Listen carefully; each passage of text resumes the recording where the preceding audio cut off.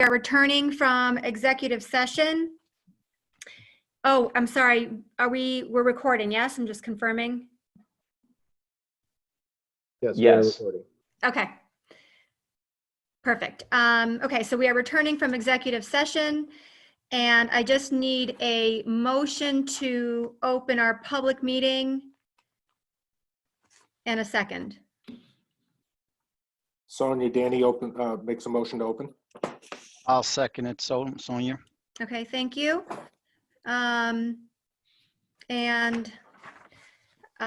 So just for the public, we need to do a roll call.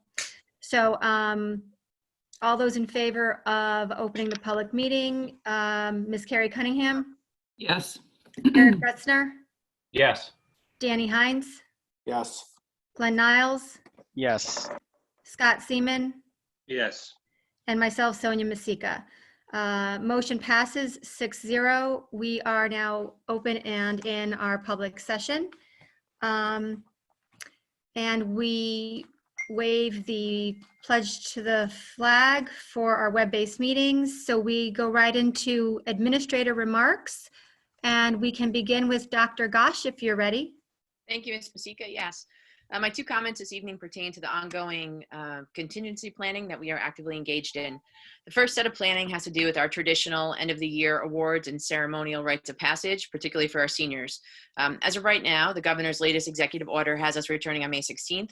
In the event that we do not return on the 16th, we are developing plans for various scenarios for those milestone events. We're really looking at this in two tiers, especially at the high school. The first tier are events such as Senior Awards Night, Scholars Night, as well as various extracurricular and content-specific awards and recognition ceremonies. The high school administration is working with the various teachers and advisors to help develop a plan of attack for each of those events. The second tier is graduation. It's our utmost priority to send our seniors off and recognize them with a ceremony worthy of the legacy that they have left over the last 13 years. So as of right now, we are still scheduled for the WestConn Gym in June. In the case that we are unable to do that, staff have already begun these conversations about what our alternatives could be. In addition, Mrs. Horler and Mrs. Cole are spearheading a committee of students, teachers, staff, and administrators now to explore various ideas. We'll be asking for parental input as we develop and think through these multiple contingencies. And then there will be a letter coming out from Mrs. Horler and her team at the high school this week with further details. The second set of contingency plans are more curricular, instructional, and assessment in nature.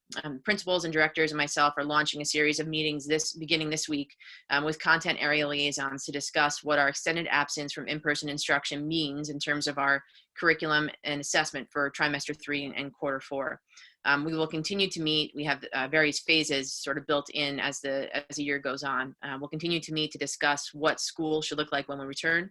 In addition, we need to have serious conversations this year and over the summer as to what curricular adjustments will need to be made for the 2021 school year. So we just wanted to let you know that's all on our radar, and we thank the board and parents and the community for their patience and partnership as we work through it all. That concludes my comments. Okay, thank you. We move on to Dr. Harrington. Okay, good evening, everyone. First, my comments this evening focus on the many employees of Brewster who have demonstrated a willingness and desire to ensure that necessary services and provisions are provided to our neediest children and families each week. Often it is in times of duress, times of uncertainty that present the greatest opportunities for individuals to show their best selves and demonstrate the fortitude necessary to help, support, and simply take care of one another. While we continue to demonstrate the necessary behaviors of social distancing necessary to mitigate this health crisis, numerous individuals have demonstrated a commitment to help those in need. Simply, we have a responsibility to one another, and such responsibility has been shown each week through the many actions of our employees, including those in our SEIU. During the last 2 board meetings, I tried to make a point of highlighting individuals' contributions in my administrative remarks. And thankfully, my working list has grown to a point where I have trepidation and potentially missing anyone if I attempt to again share individual names. So nonetheless, I'd like to highlight our custodians and facilities department who has worked to ensure access to our buildings when necessary and have worked to maintain a clean and safe space for those needing access. Our food services department, who has worked each week to provide for the dissemination of weekly food provisions to our students on free and reduced lunch. Our transportation department, including drivers, that have coordinated efforts to drop off provisions at the CAP and other town sites for those in need.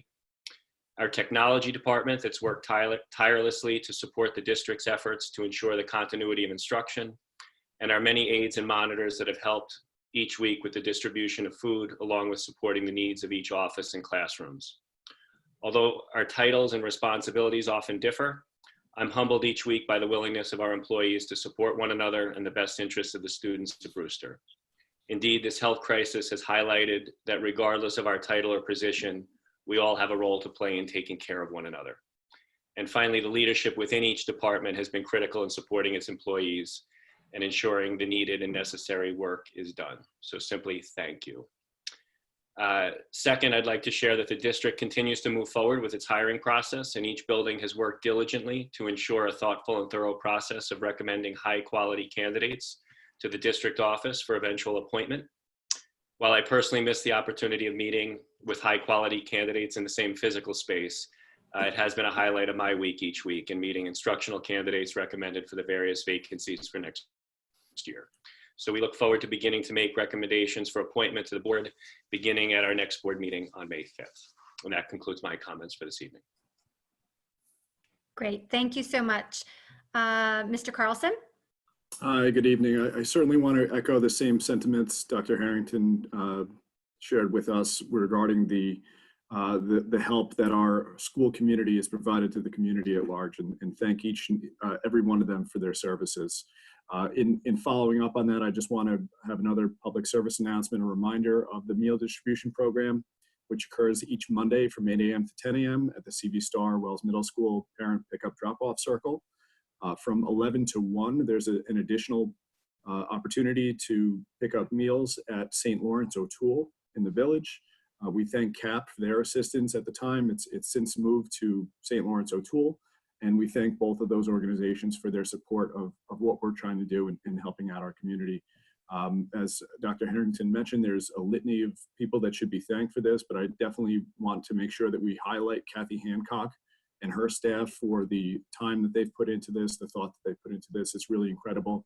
And as Dr. Harrington mentioned, again, it's not just the child nutrition department. It ranges facilities, transportation, school-based groups. It's really incredible. So thank everybody for what they're doing during this time.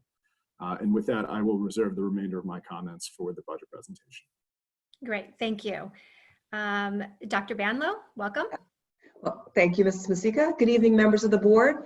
Just have 3 brief comments this evening. The first and foremost, as we get new information in from the governor and the state education department, we will continue to keep you apprised immediately. Second, our retirees, our folks that are retiring, Jen Gary will be reaching out to them to highlight them through some form of social media. So we make sure that we honor some of our teachers that we are hoping we're going to see by the end of the year, but that we may not, and not just our teachers, all of our staff. And then the last, but most importantly, we are going to get to the other side of this crisis. We are beginning to work on a re-entry plan.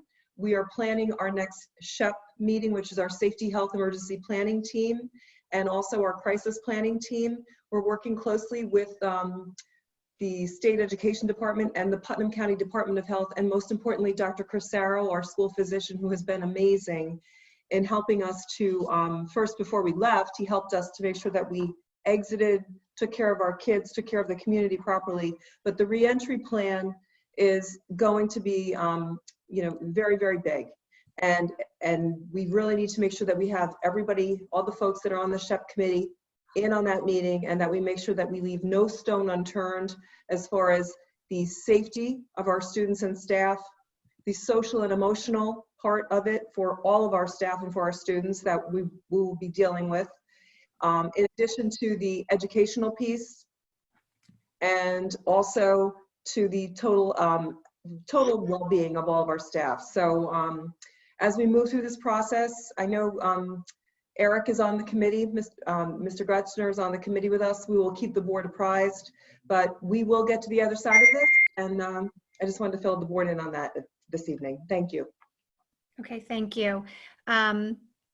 Just following along with the agenda here. So for my comments this evening, I know that it sounds like a lot of thank yous, but they are deserved and need to be said. because it's not just a one-time thing that someone in the district is doing. It's a continued, constant effort, despite the environment that we're all, getting through right now. And Dr. Banlow from the board, I just want to say thank you to you and your team and your oversight of the district. And what I personally perceive as a calm, because I just feel the information that you and the team in the district is putting out is constant and thorough. And I think it's helping us as a town and a community to get through this. So thank you to you and everyone that, you're working with and everyone in the district. Great. So just want to say that. Thank you. Thank you. Okay, and we were able to bring in our student representative in our new technology forum here. I'm just double checking. I think he's still here with us. Yep, I see you there. Hello, Aaron. Welcome. Thank you. So we'd love to hear what you have to say from your perspective and what you want to share. Floor is yours. Well, sorry. I want to start with a blanket thank you. I don't have any, I can't speak as artfully as all of you have, but it's evident that Brewster as a community is still, in any way that we can, providing for each other. And I think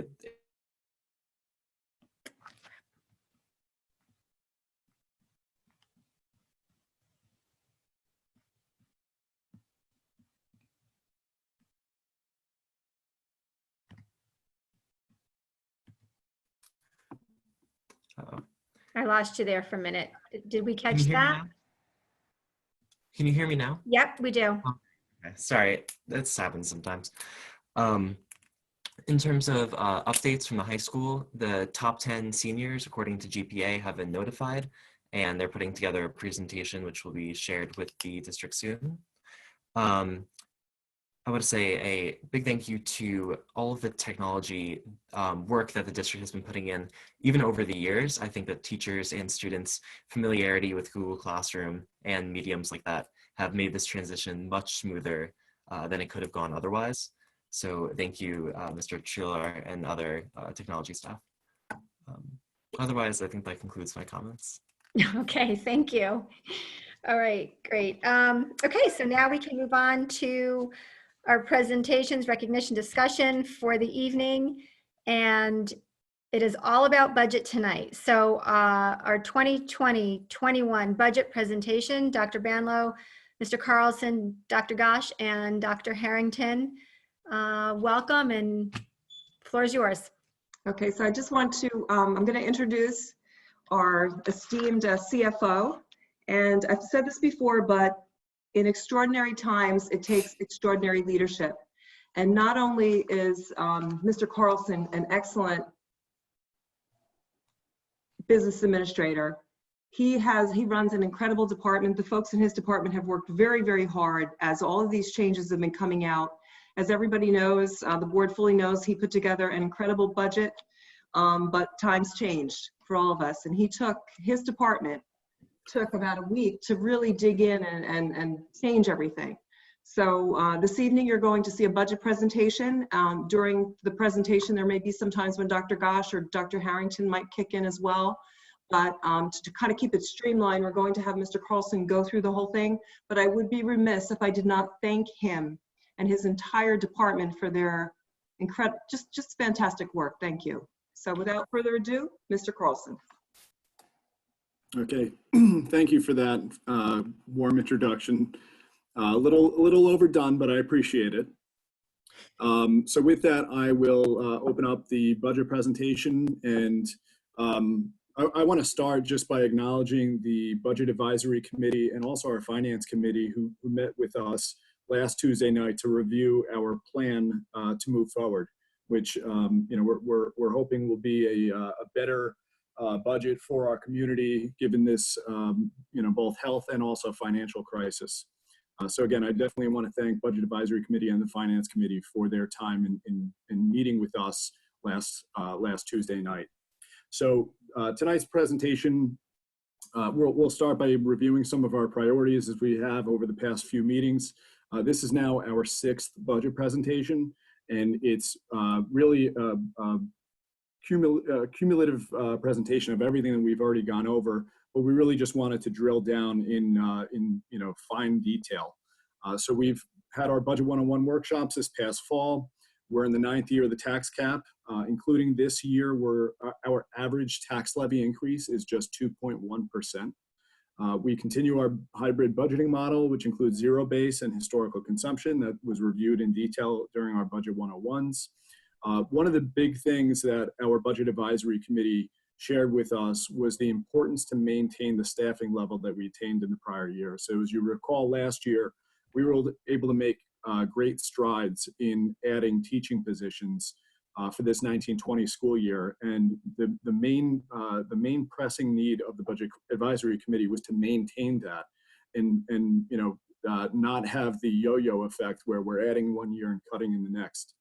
So we're happy to present a budget where we're maintaining that staffing that was attained in the prior year. And then in terms of the third bullet from the bottom, we're able to add a few positions at JFK and CV Star to lower class sizes. So update with the enacted state budget. In January, when we met, we reviewed the governor's proposal, which at the time he had proposed a consolidation of certain state aid categories. So usually when we talk about state aid, we talk about it in one lump sum, but the reality is there's 7 or 8 different aid categories that the district receives funding for, 2 of which are BOCES aid, BOCES being Board of Cooperative Educational Services, and instructional materials aid. The governor's original proposal called for the consolidation of these 2 aid categories, which at the time we felt, based on past experiences, that it was unlikely that that would come to fruition. And with the enacted budget, we were correct in that assumption that there was no consolidation of those aid categories. Just for reference, BOCES aid is really an important aid category for the district because it's a shared service arrangement. So BOCES will arrange for a service to be provided to 2 or more school districts, and in order for them to consolidate and share those services, and for that, the state rewards those school districts for consolidating and sharing those services, and we get BOCES aid for that. So we're very happy that those aid categories weren't consolidated. One big theme in next year's budget is the uncertainty that comes with it. So there's a provision in the enacted budget that allows the state to pull back any amount of state aid at any point during the 2021 school year, depending on how the state's finances are lining up. And I'll share a little bit more of that on the next slide. The governor also issued an executive order postponing the budget vote. So our budget vote had initially been scheduled for Tuesday, May 19th. We had a board meeting in early April to reschedule our budget vote to Tuesday, June 2nd. But again, include the caveat that this could change again depending on another executive order that may come out. STAR income eligibility remains the same at $500,000 for combined income or $250,000 for an individual. However, included in the 2021 budget is a change to the STAR exemption amount. So most folks have the STAR exemption, which is a deduction on your school tax bill.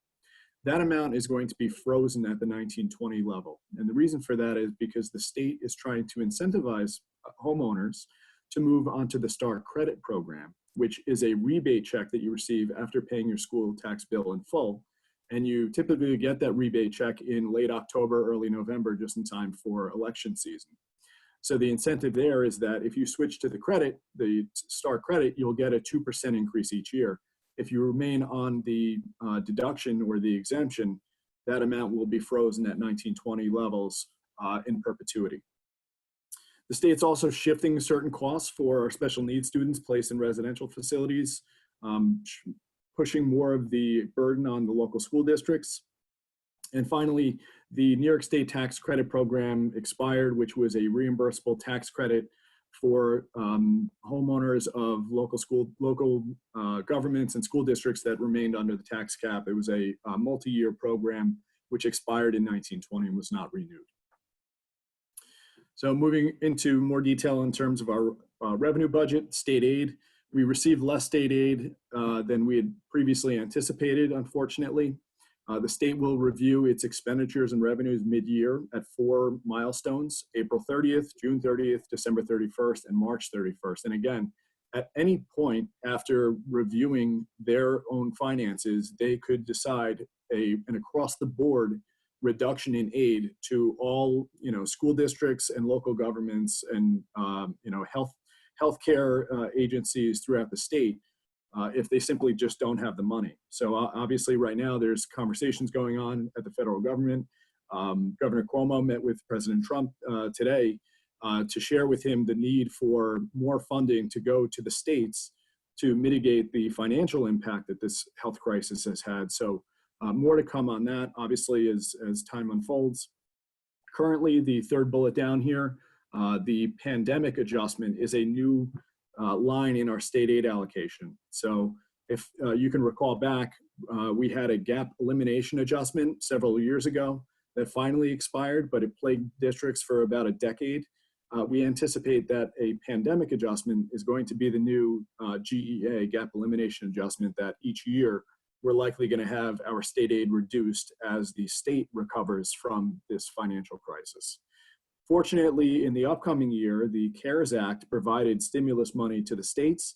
So the state is using that CARES money to plug that $400,000 deduct from our state aid. So we're held harmless in this current or this upcoming 2021 school year. However, it's unlikely that we're going to have that same stimulus money available to prevent future aid reductions in future years. So state aid is an uncertainty at this point, and especially moving forward. So again, we met with our Finance Committee and Budget Advisory Committee. We talked about our upcoming surplus that we're anticipating for the 1920 school year. One of the, or probably the only, bright spot of the extended closure is the operating surplus that we're likely going to incur as a result of the cost avoidance from not being in session. We want to make sure that we restore these funds to the taxpayers. So we formulated a fund balance plan to redistribute this and return it to the taxpayers. And we wanted to make sure that we did it in a responsible, systematic, and flexible manner so that we are, being responsible for the district, so we don't create additional problems for ourselves later on. I embedded the link to the fund balance plan, which is up on our website under finance. And again, I thank the Finance Committee and Budget Advisory Committee for their review of this plan. The good news is, because of this, we're able to reduce our tax levy from 2.5% down to 1.5%. So that's great that we're able to reduce the tax levy for next year and reduce the burden on our community. And looking at our upcoming use of fund balance and reserves, as you can see, we had an increase from 1.5 to 3 million, an increase of course, 1.5 million. The top line is our appropriated fund balance, which we do each year. And we try to appropriate approximately 2% of our budget in order to break even each year. Of course, we've discussed this during Budget 101 and also with our Budget Advisory and Finance Committees. But in the 2021 year, we're also going to be drawing down on our reserves. So the first reserve that we're drawing down on is our TRS reserve, which is the newest one that we were able to establish. These reserves are required that we use them for specific purposes, whereas appropriated fund balance is really just available for general operations. So TRS reserve we're using to offset some increases in TRS expense, ERS the same, and ERS expense. EBAL is the Employee Benefit Accrued Liability Reserve, and that's money that's set aside to pay contractually obligated retirement payments as folks retire from the district. And finally, the Tax Reduction Reserve. These are the Garden Street sale proceeds, which we're using to apply towards next year's budget to reduce the tax levy. So again, we met with our Finance Committee, and our fund balance plan is embedded here for your viewing, and also on our finance page on our website. So in summary, our revenue budget, tax levy makes up the lion's share of our budget, followed by state aid. Tax levy is increasing just 1.5%. Our tax cap is 2.5%, so we're 1% under the tax cap. Local sources increased about 800,000 or 35%. And really, this is an increase of about $1 million for our interfund transfer from debt service fund, net of a significant reduction in our interest income, because as we know, the Fed has cut interest rates and we're going to be earning a lot less money on our savings. So with that, there's a net increase of about 800,000 or 35%. Again, the transfer from interfund transfer from debt service fund, we discussed this in great detail at our February 25th budget meeting. State and federal aid is decreasing about 400,000 or 2.2%. And the main reason for this decrease is, I mean, obviously the state is having financial troubles, but before that even took place, we were having a reduction in building aid because we have some debt that's expiring, and the correlating building aid that we receive on that debt is also expiring. Appropriate fund balance and appropriate reserves we just discussed in the last slide, which we're increasing by about 1.5 million cumulatively. And in total, our revenue budget, 103.9 million, almost 104 million, an increase of 2.9%. So as I mentioned, the lion's share of our revenue budget comes from taxes, and really the state controls most of our budget through the tax cap and through our state aid allocation. So 95% of our budget is really predetermined for us by New York State, and we only control roughly 5% of our budget, probably a little bit less than that. And even these local sources are really finite. So, I mean, our savings is a finite resource, and other revenues are largely dependent on external factors anyway, like interest income. So we have very little control over the revenue side of the budget. Moving on to the expenditure budget, unfortunately, because of the state aid reductions, we're forced to forego 2 of the 5 new positions that we originally proposed. The first 2 positions, one being kindergarten at JFK, and include a caveat here on slide 47. I guess we have well more than 47 slides tonight, but Dr. Gosh is going to shed some light on our mitigation approach to this proposed reduction at JFK, which really isn't a reduction at all. Again, it was our hope that we could add this position, and now it's a little uncertain. The second position that we're unable to move forward with is an E&L position split at Wells Middle School and Brewster High School. Second bullet, again, we're uncertain of what the state's finances will be. So our approach for next year is that we want to put these in the budget, but not move forward until we have a clearer picture of our state aid funding. So we want to do that and make sure that we're being cautious and responsible. But we do certainly recognize the need for a special education teacher at JFK, bilingual TESOL at CV Star, and a social studies TESOL at Wells Middle School. And again, Dr. Gosh will discuss these in greater detail later on in the presentation. We have a teacher transfer from 3rd grade to 1st grade due to a large class in incoming 1st graders.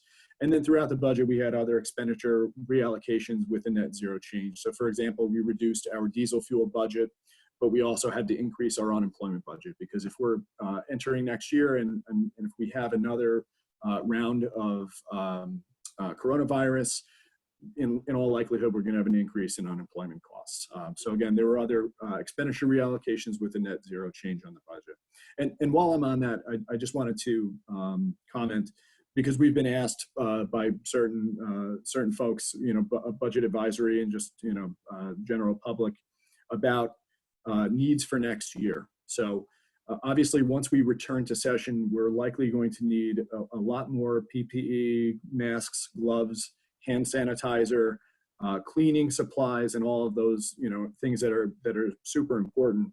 The infrared thermometers. With the surplus that we're anticipating for this year, we're also going to make sure that we increase our supply for next year, knowing that in all likelihood, we're going to need to make sure that we increase our supplies for PPE next year once we reopen school at that point. So I just wanted to make a note of that so everyone was aware. And also a question was asked whether or not we needed to increase our budget for that purpose. And my response is no, that we don't, because as we learned this year, being out of session, the district avoids a lot of other costs. So in all likelihood, if we were avoiding those costs, there would be no need to increase the budget for those items. And again, as I also mentioned, our intent is to purchase those items this year in the anticipation of needing them next year.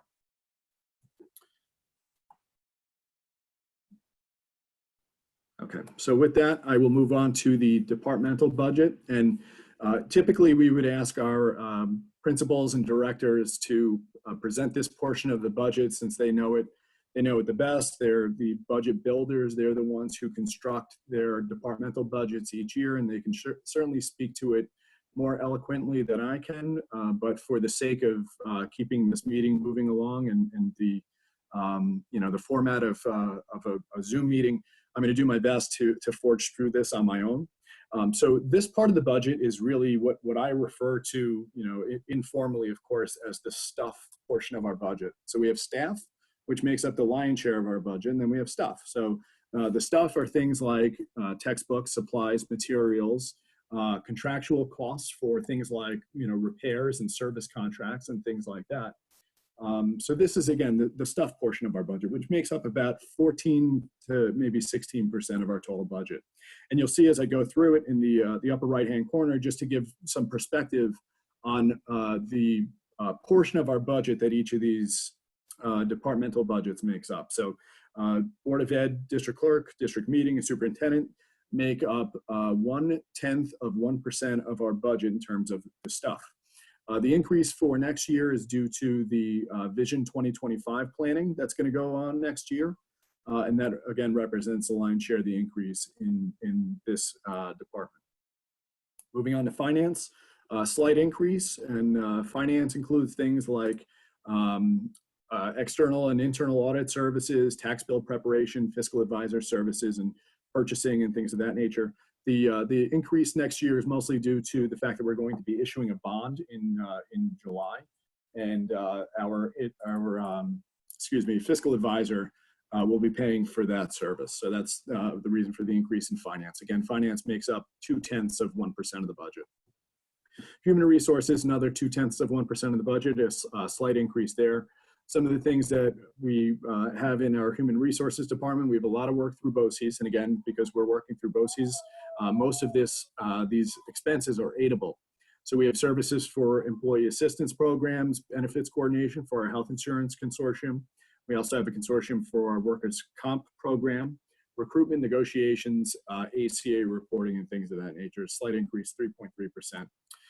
Moving on to facilities, we talked about this in detail at our February 25th meeting where we discussed our fixed costs. We talked about debt service, facilities, and transportation. Facilities makes up 3% of our budget. And really, the budget is mostly flat. However, we reallocated the SRO contract. So you'll see here in this line, SRO contract, I included last year's amount just to show comparatively the increase year over year. So if not for that reclassification of the SRO contract, the facilities budget would have been mostly flat.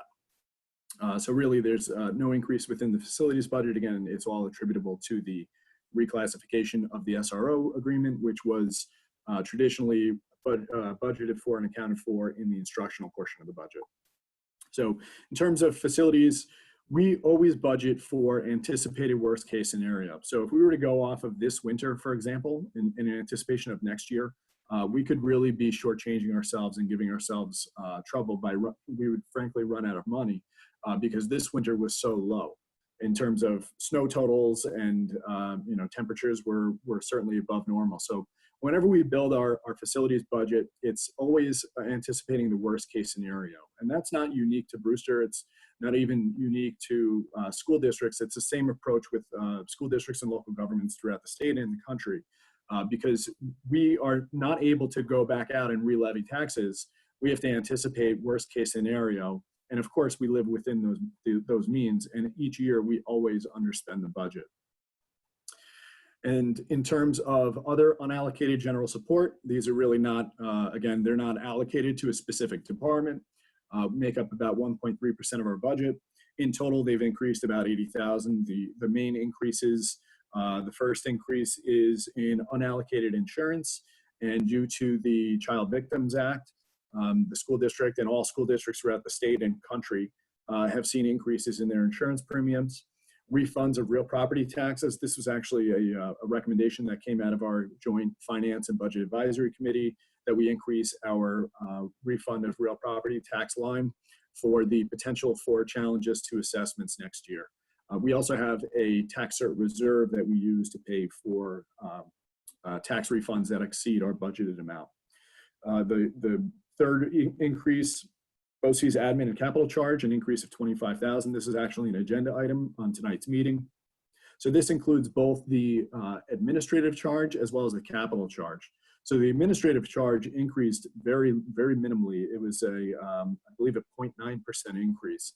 But BOCES has a capital reserve that they've established, and the increase in the budget here is mostly due to an increase in BOCES capital reserve, where they're making renovations to their facilities, which our students attend. So all of the participating school districts in the region share proportionately in that capital reserve that BOCES holds.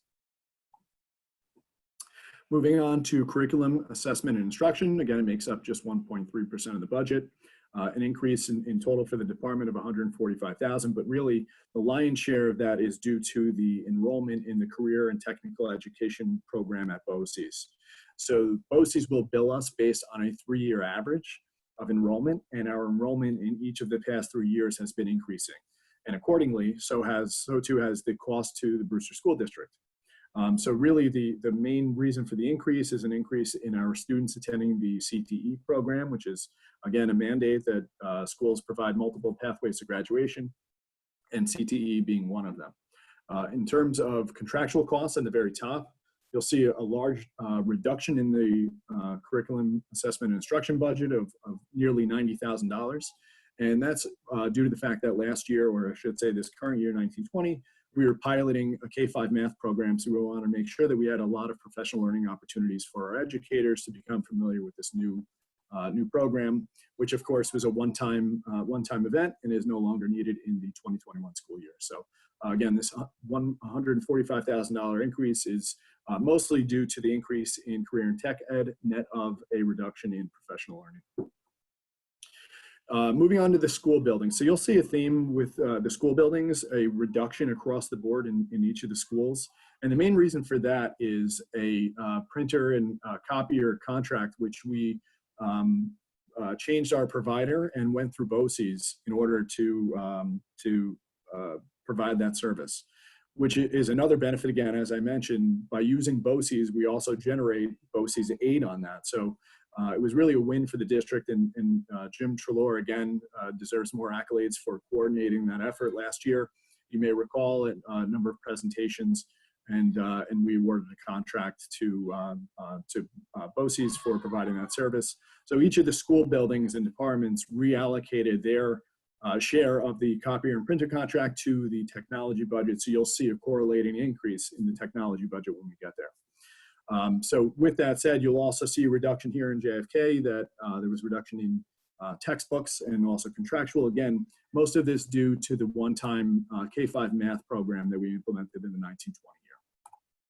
CV Star, same concept, decreases in contractual and textbooks for the same reasons as I described at JFK, an increase of almost $55,000 at CV Star. Wells Middle School, again, another reduction due to the reclassification of the printer and copier contract. Wells Middle School, a reduction in their budget of about $21,000. And again, as I mentioned, each of the school buildings budgets are about 0.2% of our total budget, just for perspective. Moving on to Brewster High School. Again, you see a decrease in contractual, about $23,000. That's the printer and copier contract. An increase in supplies you'll see, and that's due to our emphasis on Project Lead the Way and other STEM and STEAM programs that obviously require a lot of supplies and materials. Slight increase in the high school budget, 0.6%, or just $1,800. Moving on to pupil personnel services. As I mentioned, the state is attempting each year to shift more costs to local school districts and away from the state.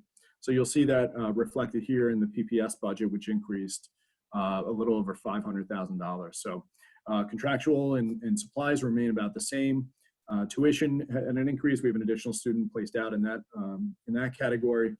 Tuition for private schools is really where you see the lion's share of the increase. As I may have mentioned this year or in a past year, the state controls the rates that we pay the non-public schools. So there's a rate setting unit from New York State. And unfortunately, the rate setting unit increased the tuition rates for all non-public schools throughout the state, which is obviously indicative of this increase in the tuition budget. So it's not an indication that there are more students placed out, but rather that the cost of educating those students has increased, again, due to the state increasing the rate for each non-public school. And that really is generating the lion's share of the increase in the PPS budget. As you can see, BOCES services had just a 2.4% increase, which is right in line with what our district and other districts are seeing in their budgets. So BOCES, of course, being responsible and responsive to the needs of their constituents and local school districts, they always make sure that they maintain their costs at a reasonable increase. Same concept in terms of our PPS budget. Our year-end CSE meetings are underway. Of course, they are not yet complete at the time the budget is adopted or even voted on.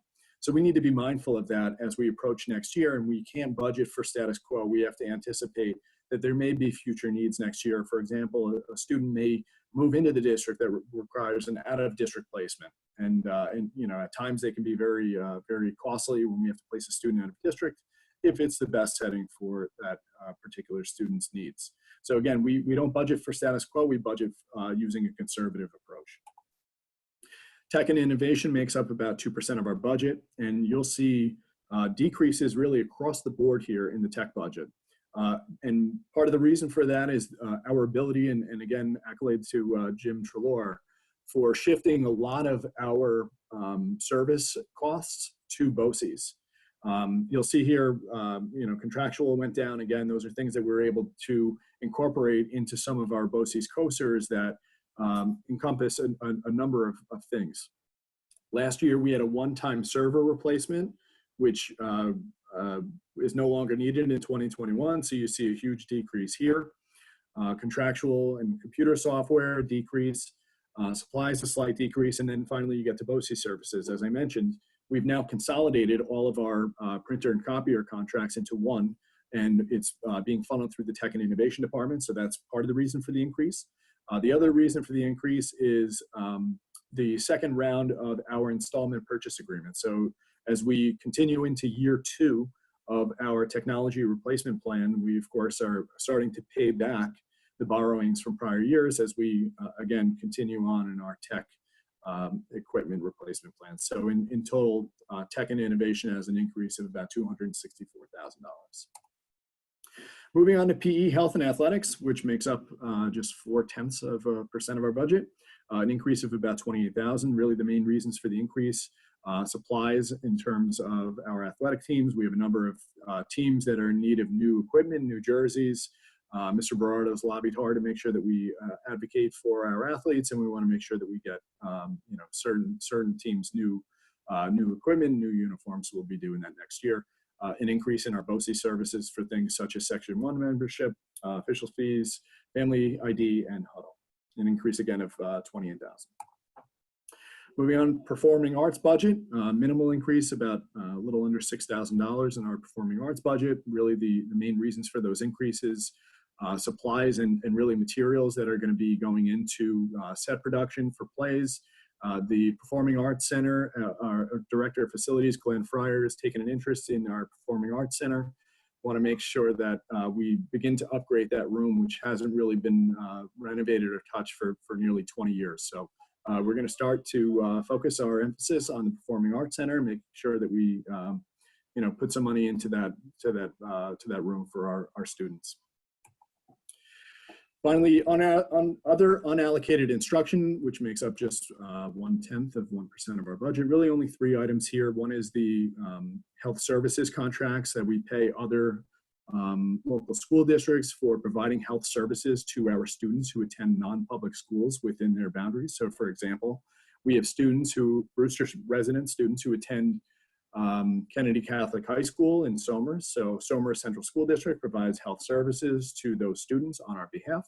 And then Somers will then bill Brewster for those services and we pay them. Same type of agreement applies to our students who attend St. James at Carmel, Trinity Pauling, et cetera, et cetera. Finally, Brewster Community Learning Center costs remain flat. And in total, we have a decrease in these other unallocated instructional costs of about $10,000. Moving on to transportation. Again, we talked about transportation a lot at the February 25th meeting. Transportation items make up about 1.2% of the budget. Start at the top with equipment. We had a one-time garage lift replacement in 1920, so it's no longer needed in 2021. which allowed us to reduce our equipment budget. Contractual body repairs and restoration, as I mentioned during our fleet replacement presentation. So we're starting to experience the benefits of having our fleet return to a more reasonable age span. So we're seeing that reflected in our budget now, and also in terms of our staffing. Contractual radio lease and other specialty repairs down $47,000. Diesel, fuel, and gasoline, I mentioned, we're reducing for next year in light of the current price of oil. However, we have to consider what will the price of oil be 14 months from now, really, at the end of the next school year, because we're building our budget now 14 to 16 months in advance of when we're actually going to be using these funds. In total, our transportation budget had a decrease of $200,000, again, mostly attributable to that one-time garage lift replacement in 1920. Again, caveat, we build our budget for worst case scenario. We still have a number of buses that are over 16 years old, which is very old in terms of bus life. How often will those buses break down? Will it be more than normal? Will the winter be colder or worse? And what will the price of diesel fuel be? So we need to make sure we take those things into consideration each year. Debt service, now I'm moving away from the stuff portion of our budget and really just to tie the loop. So now moving into debt service, which makes up 8% of our budget. We talked about this again in detail at our fixed cost presentation on February 25th. We have an increase of about $965,000 in terms of our debt service. The reason for that is the doubling up of the bond anticipation note and the construction bond that we will be issuing in July, this upcoming July. So in the year of issuance, you're paying off the tail of the bond anticipation note as you begin to pay off the front end of the construction bond. So heading into the 21-22 school year, you see here the note at the bottom of the screen. We are expecting a decrease in our bond anticipation note cost of about $1.5 million in the following school year. Remembering about 40 slides ago, it seems, maybe a million slides ago, we talked about in the miscellaneous revenues portion of our revenue budget, we're offsetting the increase in our debt service costs by funds from the debt service fund in order to mitigate that increase. So this increase here in the debt service fund has absolutely no impact whatsoever on the instructional side of our budget. And finally, moving into salaries and benefits, which we always say make up the lion's share of our budget. Salaries and benefits, again, make up about 78% of our budget. Debt service, you just saw, makes up about 8%. And then the stuff, all of the things that make the district work, make up another 14 to 16% of the budget. So salaries really, you see the bottom line here, salary increases were really mitigated by a lot of retirements in the district and also, turnover of certain staff. You'll see here special education, what appears to be a large reduction. However, we reclassified some salaries for reading specialists from special ed to general ed because it was more representative of the services they were providing. But in total, again, salary increases were really mitigated by a lot of retirements and, throughout the district at all the different levels. So central administration, you see a decrease of $77,000. Curriculum development, supervision, obviously we have a lot of new principals and assistant principals on board.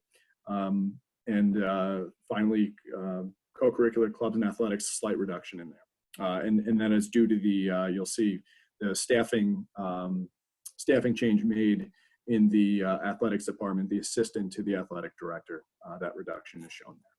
So again, salaries increases just $385,000 or 0.7%. Employee benefits, these are things that we are largely not in control of. So ERS and TRS, those are really largely dependent on the performance of each of these portfolios, which may mirror or be better than or worse than the performance of the Dow Jones. So next year, we know that we're locked into our ERS and TRS expenses for next year. However, as we discussed at our budget advisory and finance committee meeting, we are anticipating a very significant increase in the 21-22 school year. But for the time being, ERS is set to increase 3.2%, TRS 4.1%. Again, going back to our revenue budget, we're using our ERS and TRS reserves to mitigate the increases in these 8 categories. Social Security and Medicare increased 2.1%. Workers' comp, we're part of a consortium. We've been very fortunate, knock on wood, that our experience rating has gone down for each of the past 5 years, and that has lowered our insurance premiums. So that's a great thing. Life, unemployment, and disability insurance is increasing, and that's mostly due to an increase in unemployment insurance.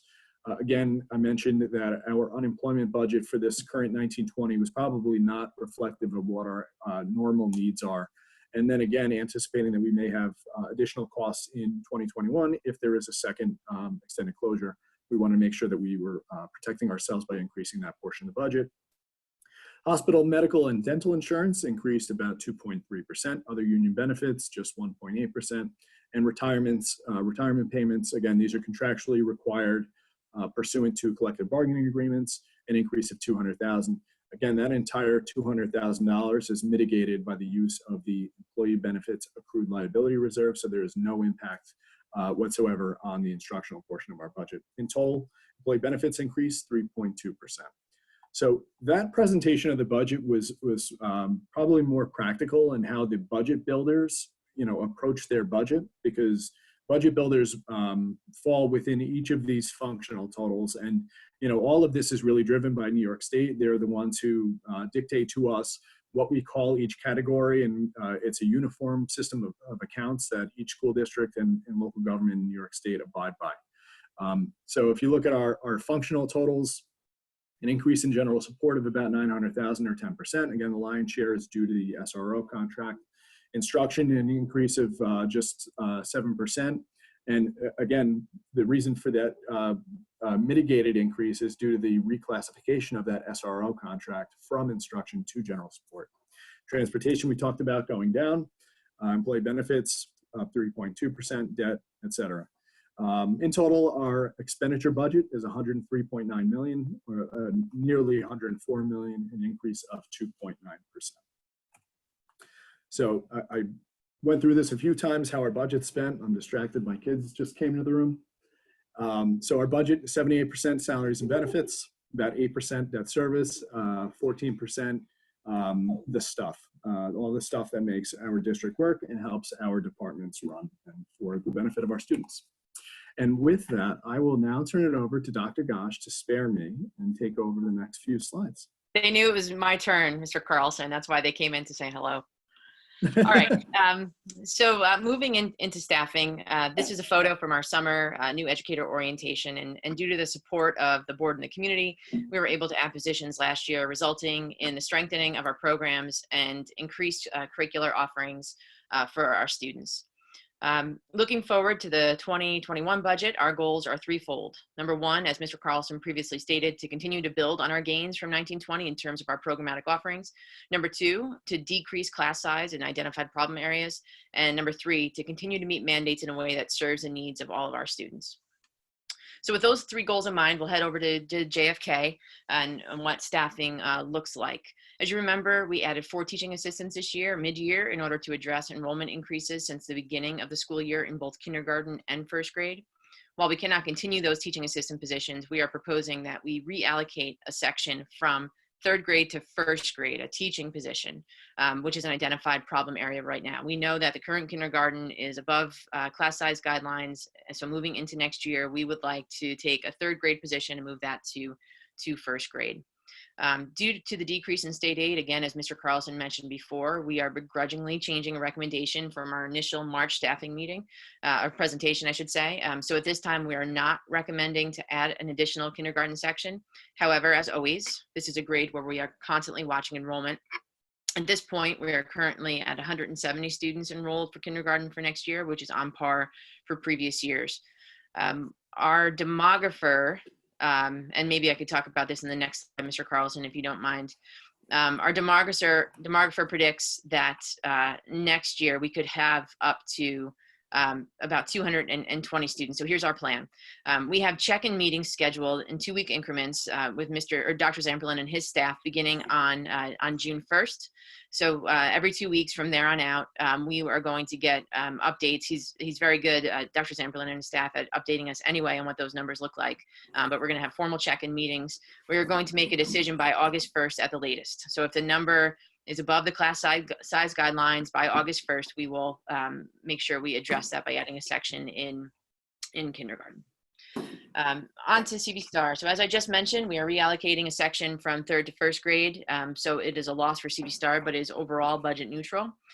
The addition that we are proposing for CV Star is a 1.0 bilingual teacher. Please note that this is a shift in allocation from the March presentation, in which we initially proposed this to be a K-5 split across the 2 buildings. However, after meeting with both Dr. Zamperlin and Mrs. Andriello, as well as our E&L specialist, Mrs. Manguso, and another CV Star E&L teacher, we are shifting that recommendation to concentrate the support solely at CV Star.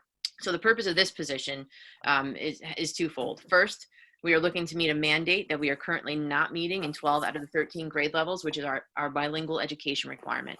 So this requirement and state mandate states that if we have 20 or more students who speak the same home language in any given grade, then we need to offer either a transitional bilingual or a dual language program. So this year we had a bilingual vision team. We met several times, did a really in-depth study, looked at the current research, had Hudson Valley Regional Bilingual Education Resource Network there to advise us as well. And we do not have the resources to sustain a dual language program, so we are recommending a transitional bilingual program as long as it supplements our already strong E&L program, and we're going to concentrate that at CV Star. So if we do this right, we will make sure that we have our E&L support, which is still central to integrating students into the mainstream, and the bilingual component that is used as a bridge to further English language acquisition. So the second purpose of this position, in addition to meeting the mandate, which is we always need to do, right, or strive to do, is to meet our initially stated goal of meeting mandates while positively impacting all students. So here's how this can happen. So this person, this new position, will be able to pull under this model, the transitional bilingual model, they'll be able to pull entering and emerging students during certain content areas, such as math and at least 2 other content areas, to receive content area instruction in Spanish.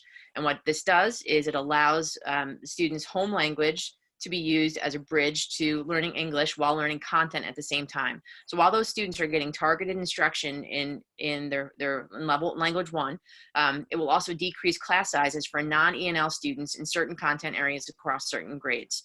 So we're still looking at what the specifics would look like in terms of grades and which specific content areas, but we are asking for this position to be in the budget so that we can concentrate this at CV Star to, number 1, meet the mandate, but number 2, decrease class sizes in certain content areas across certain grade levels for next year. Onto the middle school. So another identified problematic area that was class size at the middle school, especially when it comes to social studies. So we're proposing what is actually a restoration of a social studies position that was lost from the middle school several years ago. There's 1 less social studies teacher than other core areas, which throws off sections in class size in a master schedule, and that's exactly what we're seeing at the middle school. So what we hope to do is to get a qualified candidate who is both social studies and TESOL certified, which of course could help to serve 2 needs. Due to the changes in the state aid projections and of course our dynamic and changing landscape, we unfortunately have to reduce the E&L position across the middle school and the high school, which we asked for in May. This will, in March, this will result in less flexibility in scheduling, but it is a tough decision that we needed to make at this time. Onto the high school, again, this was the other 0.5 of the position that we proposed in March, but since we need to change that recommendation, there are no recommended staffing changes at the high school. On to physical education, health, and athletics. We are still proposing a 0.5 decrease in the form to the assistant to the athletic director. We are proposing that the athletic department should still receive support, but in the form of not in the form of teacher release time. So while we're eliminating this 0.5 position, we are recommending that there be stipended season by season support. So this still represents significant savings while meeting the needs of the department. Onto pupil personnel services. So our proposed addition is at JFK Elementary School. And again, I need to thank Dr. Kennedy and her team of Ms. Sarah Knotts and Mr. Paul Stalacci, who have done a stellar job with those projections. So given our current needs and what we're thinking, given those projections. We are still recommending the additional co-taught or special education teacher at JFK Elementary School. So as always, this staffing is CSE dependent. So we'll continue to monitor the needs K-12 in this area. All right, on to, oh, go ahead, Mr. Carlson. This is you. Oh, no, go ahead. Oh, so you want to finish up here? Well, I'll take over. Let me take over. I love to talk. Okay, so the 0.5 nurse reduction was a 1-year provision where we had a student with a specific need, and we hired a 0.5 nurse, and that need is no longer required. So we're able to reduce to 0.5 nurse position district-wide. Moving on to transportation, one of the benefits that we had in our from our fleet replacement plan is due to or allows us to not replace a position that is vacated due to retirement. So we have a mechanic retirement in the transportation department, and it's being recommended that we not proceed with replacing that position in light of the fact that we have newer, safer buses and they require fewer repairs. So I'm sorry, Dr. Gosh, for jumping in on you. Thanks for jumping in. So as you can see, overall, our instructional FTE increases will be 2.5 positions. Non-instructional, we are proposing a 1.5 reduction in FTE in that category. So on to enrollment and class sizes. So this is the data that has largely driven our collaborative decision-making and the formation of this budget in terms of our instructional positions. So as you can see in these charts, the way we organized it, the left few columns are where we are currently in our class sizes. As you can see in kindergarten in particular, this is the problem area that we spoke about when we wanted to when we are proposing to reallocate into next year's budget the 3rd to 1st grade position. Our proposed, our projected number of students, again, that 220 comes from our demographers report, which is an educated best guess, and we have a plan to make sure we continually monitor that. We will, if as of August 1st, given our numbers, we will make sure that if we have 220 students, we will make sure we certainly address that with additional staffing. On to 1st grade. Okay, great, thank you. That's good. No, that's okay. Keeping staffing the same at 9 sections in 2nd grade keeps within our class size guidelines of 21 to 24 in grades 1 through 3. Good. Good, thank you. And as I mentioned, here is our mitigation plan for constantly monitoring our kindergarten class sizes as we move into the summer months. Okay, on to CV Star. Even with the reallocation of a classroom teacher to JFK, CV Star is still within our class size guidelines, which in grade 3 is 21 to 24, in grades 4 is 23 to 27. Onto the middle school. So what you see at the middle school, and you've heard me say this over and over again, as we move into the secondary schools, it's much less cut and dry when it comes to projecting class sizes. So here at the middle school, you'll see a range. And again, this is due to different courses that are offered, such as honors math or more foundational English supports, as well as elective offerings. So Mr. Clark and I did our best to project this out. The proposed addition of a social studies section will add 1 more section at each grade level, which brings down, of course, the total average for social studies. We'll also have more targeted classes in the forms of advanced math and foundational courses that will help balance, and this social studies position will help balance those out. Onto the high school, here are our current class sizes. And again, I'll just add the caveat that high school programs should be more personalized and individualized, meaning more AP and SUPA and dual enrollment courses, more support classes, more electives. So just because you see a lower average doesn't mean that, let's say, an English 12 class or an average geometry class has necessarily class sizes this low. The high school schedule is crafted differently than other levels. You put your offerings out, students respond to those requests, which I believe the high school is in the middle of doing right now. So it's impossible at this point to predict the number of sections per content area, but in reporting out and predicting next year, we share with you our current class sizes and asking that the levels stay the same with about 30 less students moving into Brewster High School. Okay, so thank you, Dr. Gosh.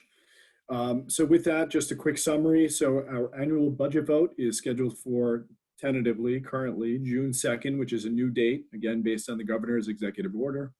Our proposed Proposition 1, a budget of 103.9 million, an increase of 2.91%. The tax levy associated with the budget, 78.2 million, an increase of 1.48%. Again, we are fortunate that we're able to apply surplus operating funds from this year, as well as proceeds from the Garden Street sale, which will allow us to reduce our tax levy increase down to 1.5%. Proposition number 2, we've discussed quite a few times, for the purchase of 9 vehicles at a total cost of $730,000. We again get state aid on these purchases, and the first of 5 annual payments is not due until the 21-22 school year.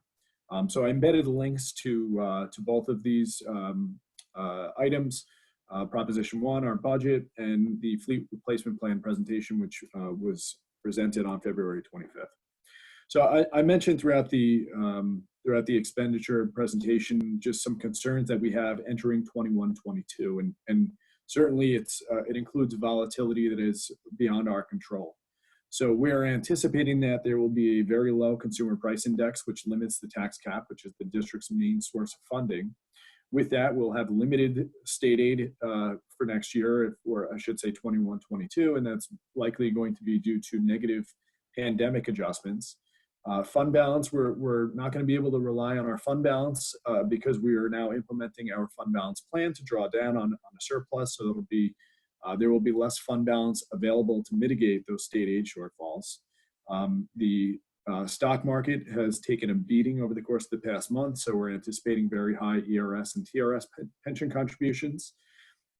Fortunately, we do have a reserve set up. We will make sure that at the end of the 19-20 school year that we fund those reserves to the maximum amount permissible under general municipal law or education law. And again, that was another recommendation of our Finance Committee and Budget Advisory Committee to help to make sure that we build our reserve funds to help us mitigate a potentially volatile 21-22 year. Just one iteration of the tax cap. There is a provision within the tax cap that allows a school district to exclude or add on any pension contributions in excess of a 2% rate increase. Now, that's not a 2% budget increase to the district, it's a 2% rate increase, which could result in double-digit budget increases for the district in terms of the ERS and TRS pension. Our career and tech ed program continues to grow in popularity. We have increased enrollment, and we're anticipating another large increase in the career and tech budget in 21-22, as well as a large increase in our health insurance. So again, we're fortunate that we're able to get through this upcoming 2021 budget, but we certainly anticipate a lot of struggle entering the 21-22 school year. So here's just a snapshot, and I'm sure that I will revisit this particular slide as I share more information leading up through next year's budget in the late summer and early fall of next year. So important dates to remember, we have our May 5th budget meeting or board meeting. That is a new meeting that was just scheduled as a result of the change in the budget vote date. So we now have a board meeting scheduled on May 5th for the budget adoption, board meeting on the 12th. The budget hearing is on May 26th, and that's an informational budget hearing. It's a requirement of the State Education Department that we hold a budget hearing at least 7 days in advance of the budget vote. And the new budget vote date is Tuesday, June 2nd. Budget vote and trustee election, again, tentative, pending additional guidance or executive orders from the governor's office. So this is a pretty accurate depiction of what my house looks like in a given day. Homeschooling with our kids, I know it's not easy for anybody, and I just want to just echo that we all need to hang in there, and we'll get through this. So I thank you for that. Any questions, email budget@brewsterschools.org, and we'll be sure to respond to you. And as always, check our website, and please don't mind the date here that's listed here on the website. That's an old picture. But visit our website for this presentation, other presentations, and other correspondence of our upcoming budget for next year. And thank you. Thank you, Victor. I just want to ask, does anyone on the board have any questions or comments that they want to make? If I could just ask a quick question. With the PPS, the tuition rates that are established by the state, how often do they do this, and do the schools have any input, or is this purely state-run business? It's purely the state that sets these rates. And unfortunately, what happens oftentimes is that they won't update a rate for several years. So what happened last year, or it was possibly this year, the state updated those rates for, say, the 15-16 school year, 16-17, 17-18, 18-19, and then all of those private schools then billed those districts and said, hey, by the way, the state updated their rates, and now you owe me, another $16,000 from the 15-16 school year. You owe me another 23 from 16-17, 44 for the 17-18, et cetera. So we get clobbered when the state does this, and unfortunately, it's not uncommon that they go several years without updating the rates. And of course, it presents a challenge from a budgeting perspective, because we're budgeting based on the rate that's current, not based on the rate that that will be. So it's certainly a challenge. Thank you. I had a question. One question was about BOCES. Victor, you've mentioned a few times that there's some savings that we have realized as a result of the schools being closed, and I would imagine that BOCES is realizing the same type of savings. So, is there any indication that that'll be passed back to the districts that participate? Absolutely. Okay. So yeah, so with that, so BOCES, a BOCES operates differently than a school district does. So a BOCES is not able to retain a fund balance. They operate more like a like a business, like a not-for-profit business. So at the conclusion of their year, each COSER really is its own cost center. And once they close out their books and they identify if a COSER ran a surplus, they're required to redistribute that surplus back to the component districts proportionately.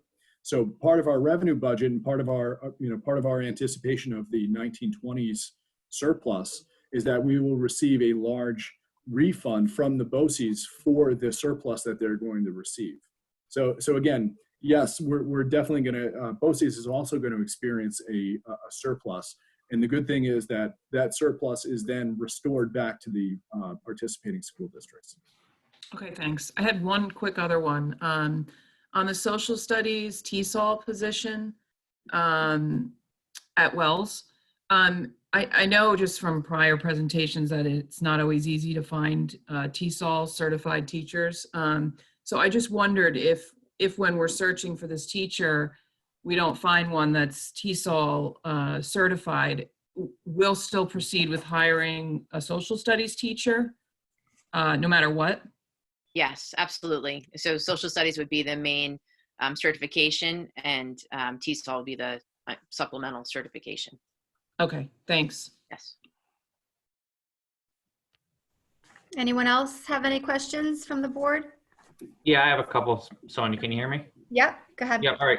So, so I apologize that my internet kind of got a little squirrely there for a few minutes. So if I ask a question that was already answered, I apologize. But Victor, so we're using for the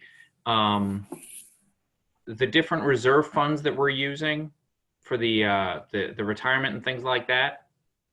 What percentage of the fund do we use on a yearly basis for that? And are we currently, is this year's usage the maximum that we can use by law? No, so this year's usage, what I did for this year, I allowed our budget to absorb a 2% increase in that expenditure category. I relied on the reserve fund for ERS to account for the increase above and beyond 2%. And the same approach was used for the TRS reserve. It was it's a minimal usage comparatively speaking compared to what the entire ERS and TRS reserve is. I just wanted to use it responsibly in anticipation of needing it, much more so in the following year than in the current year.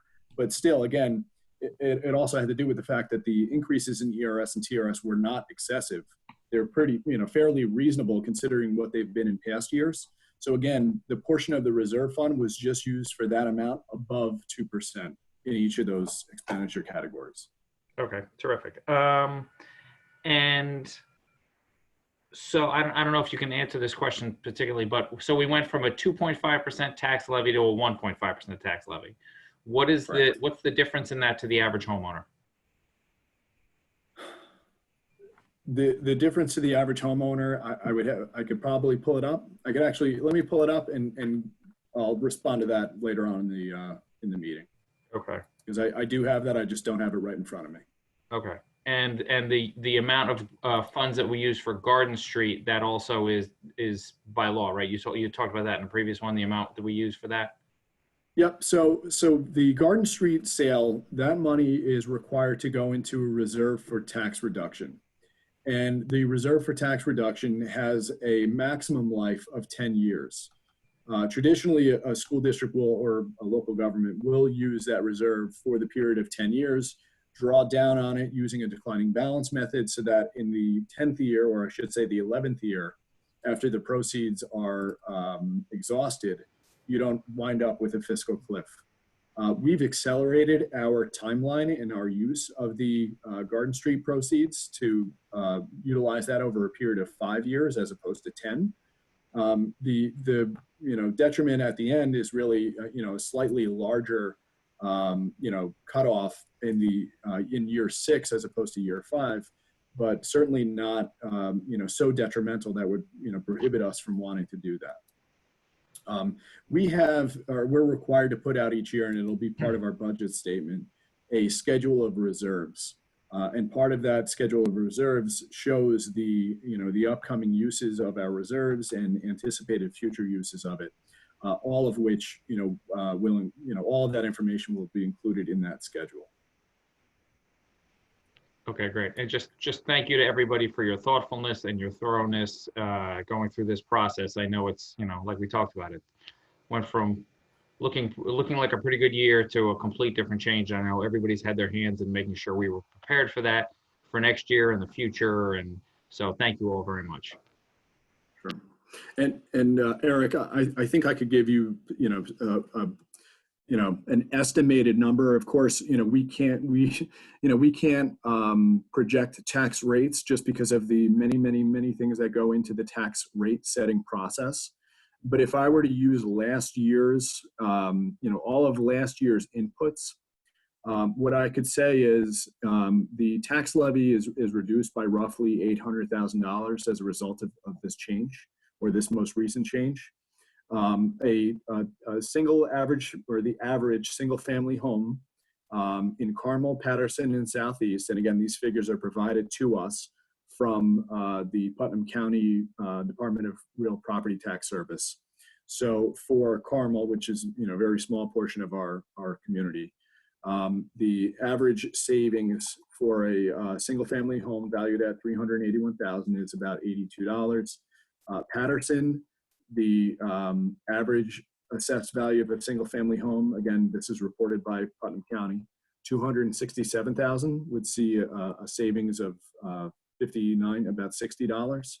Southeast, average single family home value of $386,000 would see a savings of $86. Again, those are based on the current 1920 inputs that go into the tax rates, with an estimated $800,000 reduction in the tax levy. Great, terrific, thank you. Anyone else on the board have a question? I mean, if there's no more questions, I do have the comments from the Budget and Finance Committee.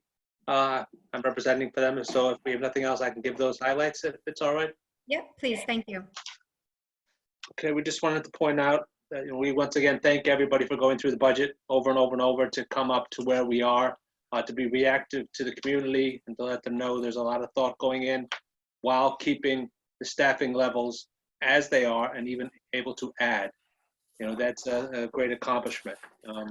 We want to point out, as Victor said, The Garden Street sale and the surplus normally would be at 10 years, but they have accelerated it to make the best use of it at this time.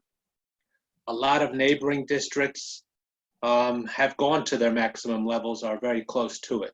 So they haven't given as much as a, let's say, refund or a thought to the taxpayer, while we have tried to keep our tax cap levy to as minimum as we can go, while still doing the best for the district and the best for the taxpayer. Like I said, all teacher positions are maintained, and we're even able to add a couple. And specifically, one of the big points in all these budget discussions at the end of last year and the beginning of this year were on class size. So we were able to get teachers into the positions to lower the class sizes. And once again, with careful monitoring of the kindergarten class and the first grade class, we can know where the best use will be of the teacher. So it can be allocated at the last minute to keep the class sizes low. And that we're keeping the reserves appropriate. As Mr. Carlson points out, this is not going to be the year we get dinged on the ERS and TRS. It's going to be next year. So that number is going to shoot up progressively. So keeping a higher amount in our reserves, it would be proportionate to next year's increase. So you won't see a giant, oh my God, look at that increase. We've taken into account in Mr. Carlson and his department's budget. And so once again, thank you to all the people involved in the budget, and they're very concise, and I promise I won't say anything else about the budget, I swear. It's fine, thank you. I'll just add also that we did not receive any emails from the community specific to the budget. But if anyone from the community does have any follow-up questions or comments after viewing this presentation, please feel free to email either the link that Victor presented, or you can email the board at boe@brewsterschools.org. Okay, so I move on now to public remarks that would be specific to any action item below. But again, we did not receive any emails from the community regarding any of the action items listed below. So we can just move right on to our action items. And so first up, action item number 1 is approval of the BOCES administrative budget and election of board members for 2020-2021. So this is an annual resolution where the BOCES is required to ask for the approval of its component districts for the administrative portion of the budget, as well as an election of board members. So in terms of the budget portion of the resolution, again, the administrative increase in the BOCES budget was minimal. I think it was less than 0.9%. As I mentioned during the budget presentation, in addition to the admin costs, we also have a capital assessment that we pay to the BOCES so that they can improve their facilities. So a very responsible budget put forth by the BOCES, obviously in response to districts' needs and making sure that they're in the same environment. They don't have a tax cap, so they're essentially subject to the tax cap through the local school districts, and they of course make sure that they maintain their costs in or around 2%. Okay, thank you, Victor. I need a motion first from the board. Scott makes the motion. Thank you, and a second. Carrie? Thank you. Okay, any questions or comments from the board on this item? My only question would be, Victor is saying that it's a well thought out budget and it's good, and now that's fine. And so that's fine. Okay, yes, and I think we discussed it during the budget portion also with Carrie's questions, some of the BOCES aspects, and that there could potentially be a return on some funds as well. So any other questions or comments? I just want to also note there's also a requirement to elect a board member to the BOCES, and there's an option of 3 members. Are there, when I looked at it last, is it 3 members for 3 seats? Because I know it varies year to year, or was it? I think that there are 3 on the second page, 3 members for 3 seats. Okay.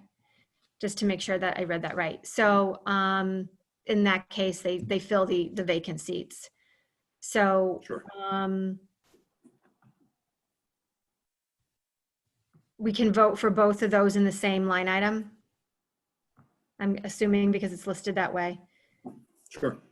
Unless anyone has any objections and wants to separate them out, we'll go ahead and vote on action item number 1 with both those items together.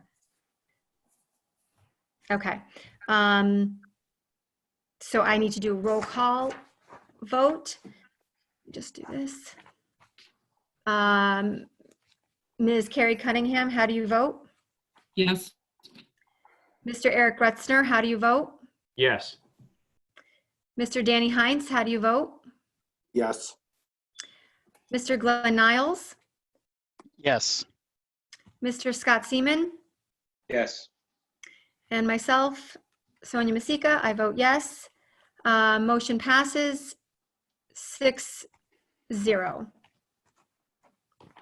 Okay, we move on to action item number 2, resolution authorizing childcare for essential healthcare workers and first responders. Sure. So pursuant to the governor's executive order 202.4, it required that school districts provide or coordinate childcare plans for children of essential healthcare workers and first responders. And we are so thankful to the local childcare agencies within our community that are supporting these families as they respond to this crisis on our behalf. So thank you to the childcare providers and of course to the first responders and essential healthcare workers. So the district will be reimbursed through a FEMA grant for the costs incurred with providing childcare to our families. And again, a huge heartfelt thank you to all of our essential healthcare workers and first responders. Okay, thank you. I need a motion for this item, please. Eric makes the motion. Thank you. And a second? Danny seconds it. Okay, thank you. Any questions or comments from anyone on the board? Okay, hearing none. I'll roll call vote again. Ms. Carrie Cunningham, how do you vote? Yes. Mr. Eric Gretzner? Yes. Mr. Danny Heinz? Yes. Mr. Glenn Niles? Yes. Mr. Scott Seaman? Yes. And myself, Sonia Masika, yes. With 0 opposed, so the motion passes 6-0. Okay, we move on to action item number 3, approval of 2020-21 architectural services agreement for building condition survey and 5-year plan update. So we had an RFP that we put out for the architectural services agreement for 2021. And we interviewed 4 prospective architectural firms and reviewed their proposal for completing the district's building condition survey and 5-year plan update, which are requirements of the state education department that we perform them in the 2021 school year. So of those 4 architectural firms, we are recommending the appointment of Fuller and D'Angelo Architects out of Elmsford to perform our building condition survey and 5-year capital plan update. The cost of that service is $35,000. We were able to negotiate a reduction in their proposed fee, which they obliged to in light of the financial challenges that are presented to us. So they've reduced their fee by $4,500. Some of their clients include Ardsley, Portchester, Ossining, and Lakelands. And just as a reminder, it's a requirement that we have an architect pursuant to our Board of Ed policy 5634 and also General Municipal Law section 102. Okay, thank you. I need a motion for this item, please. Glenn Niles makes the motion. Thank you. And a second? Scott makes the second. Thank you. Okay, any questions or comments from the board on this item? I appreciate that Victor renegotiated the contract and made us more savings. Thank you. Of course, of course. Thank you. Any other questions or comments? All right, hearing none. Roll call vote. Ms. Carrie Cunningham, how do you vote? Yes. Mr. Eric Gretzner? Yes. Mr. Danny Hines? Yes. Mr. Glenn Niles? Yes. Mr. Scott Seaman? Yes. And myself, Sonia Masika, yes. With 0 opposed, motion passes 6-0. Okay, we move on to action item number 4, approval of Washington DC trip rescheduled to October 7th through 9th, 2020. Yes, thank you. One of the many milestone events that have been disrupted by our extended in-person absence is our 8th grade trip to Washington, D.C. After much deliberation and research, Mr. Clark and his team are recommending that the board approve a date change for this trip to October. It was originally supposed to happen in May. All else stays the same and there's no new contract to sign. We're just asking you to approve the date change. I will just note that the middle school has worked with the high school throughout this process, as of course the current 8th graders will be moving into the high school in the fall.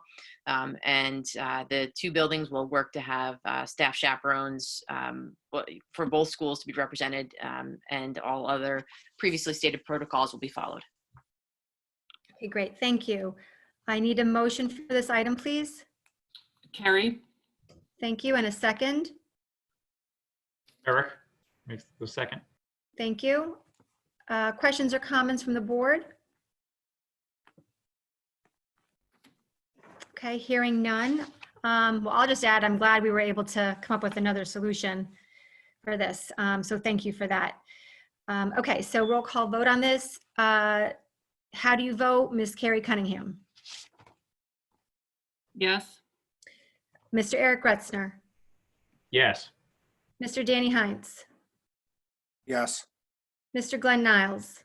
Yes. Mr. Scott Seaman? Yes. And myself, Sonia Masika, yes. With 0 opposed, the motion passes 6-0. Okay, move on to action item number 5, approval of SEIU MOA 4-2020. Yes, thank you. This action item reflects the next iteration of our MOA with the SEIU, requesting continued payment for all employees in this bargaining unit. As noted in my administrative comments, despite the challenges inherent with different individuals' titles and responsibilities, during this extended school closure, the SEIU has continued to demonstrate a commitment to helping to support the needs of the district during this time of crisis.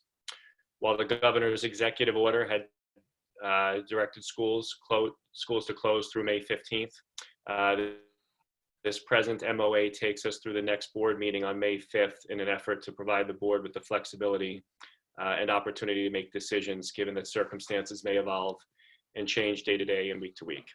As such, this present MOA will sunset on May 5th, and the district will continue to work with the SEIU to determine the necessity of a potential next iteration in anticipation of a school closure beyond May 15th. Okay, great, thank you. I need a motion for this item, please. Danny makes the motion. Thank you, and a second.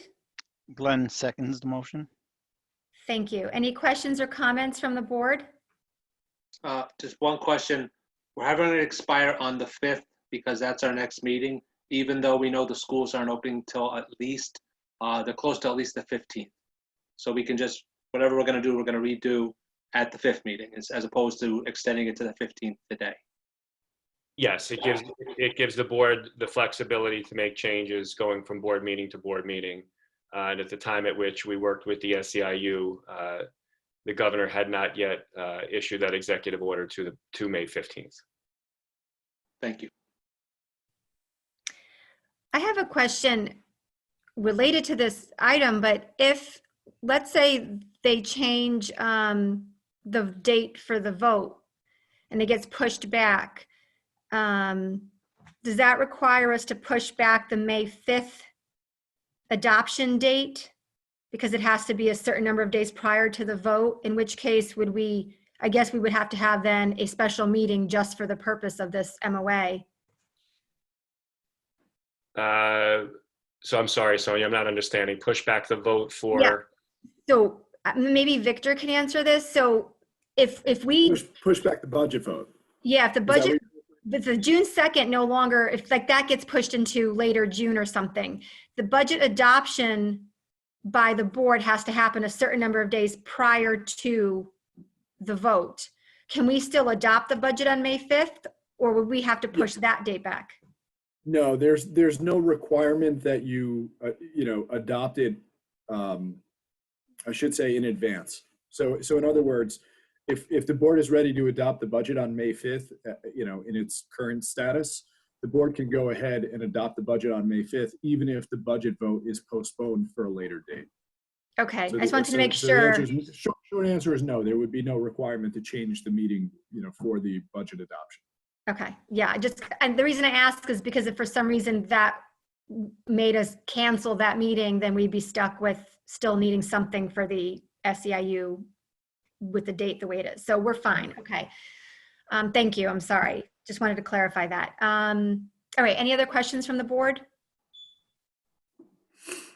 All right, hearing none, a roll call vote. How do you vote? Ms. Carrie Cunningham? Yes. Mr. Eric Gretzner? Yes.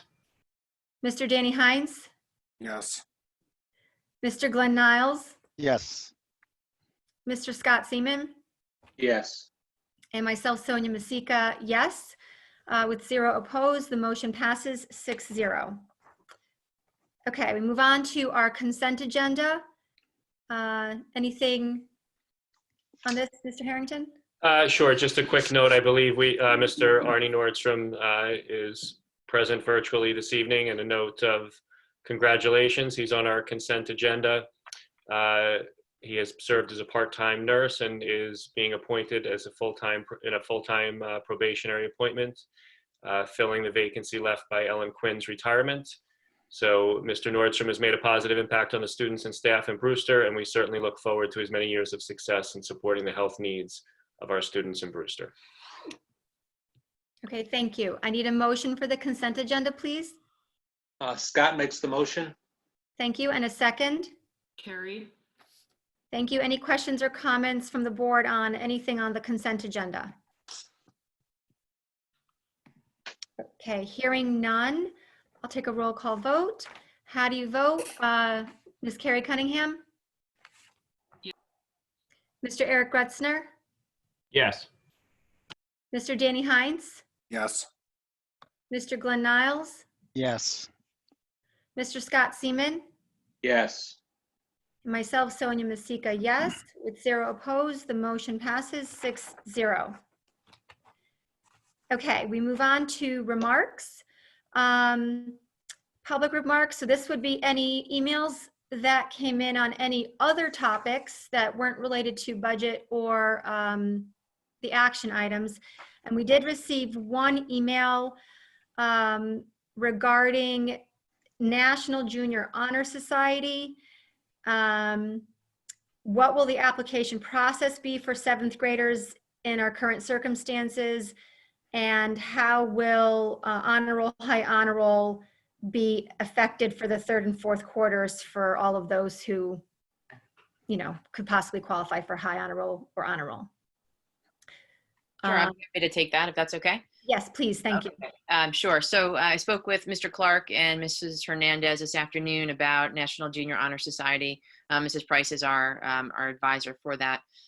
We're still working out what that process will look like, but in all likelihood, the induction itself, which usually takes place in early June, will most likely take place in the fall, which still works out fine for the timing of all their activities and will help them get underway in September. So that would be worst case.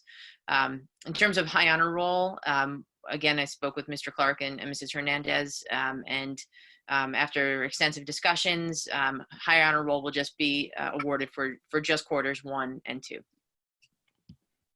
Okay. Thank you. And I just want to ask the board, am I missing anything? Any other community comments or questions that I may have not seen? I think I saw them all and wrote down everything that came in. Sonia? Yes? It's Lori.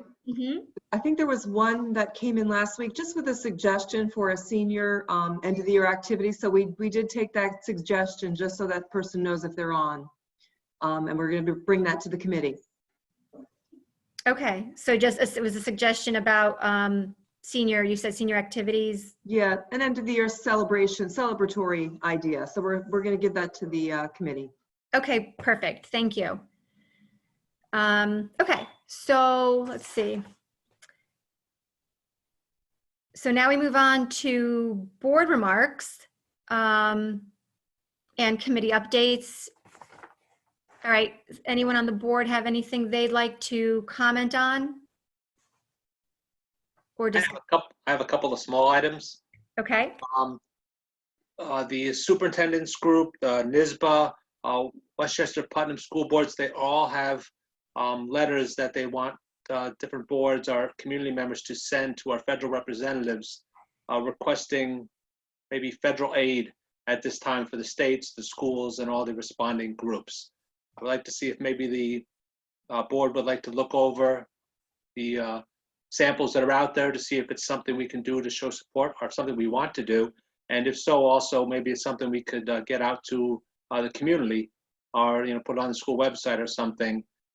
So let the federal government know that, maybe a little money would be helpful, especially we project shortfalls for next year. New York State's going to have a $10 to $15 billion shortfall.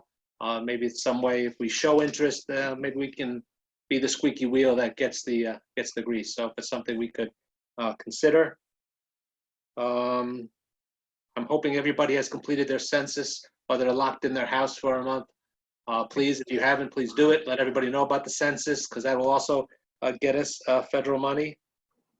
I wanted to point out that Mr. Carlson and his whole department have negotiated basically all the contracts, further saving us more money with our vendors, getting money back on bus insurance, other things. Obviously, the power bills are down, just other ways to additionally save money for us. And also, there are many different forms of help available through the school, counseling, reaching out and talking to people, community places to get food. There's so much more that's available, so everyone should feel free to reach out to the school and also all the local municipalities. I sat in some meetings, the Brewster, Southeast, everyone's doing virtual meetings, and they're all in the same boat that we are, discussing budget issues, discussing ways to help people. I heard Capri opened up today, so hopefully there'll be another distribution of food to the community. St. James, I heard, is opening up again as well. The county has done food distribution every Thursday, and they run out every Thursday. They have too many people and not enough food. So anything that can be done to get more food out, to help the food banks. If you can't drop off food, they accept cash online checks. They have a PayPal, all the local food pantries. And I believe I want to point out one of our local Brewster students has a food pantry, I believe, that she set up on her porch or something of that. It's a little pantry porch where people can come and get food, no questions asked, just come and get food. So it's out there if you know where to look, and please reach out. The school has so many different things they can get to people if you need something. So please reach out. Thank you. okay, thank you. I think can you hear me okay? Yeah? Yes.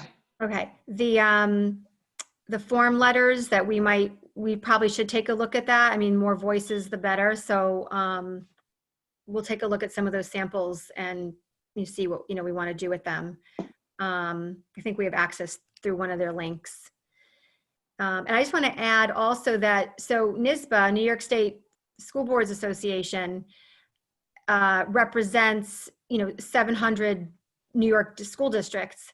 And in their last newsletter, Brewster was actually featured for, I believe, was it the video, the girls, the lacrosse team. Lacrosse team put together. And I thought that was great that, in times like this, and NISBA's pulling from all the districts, and I think they only featured like 7 or so different districts across the state.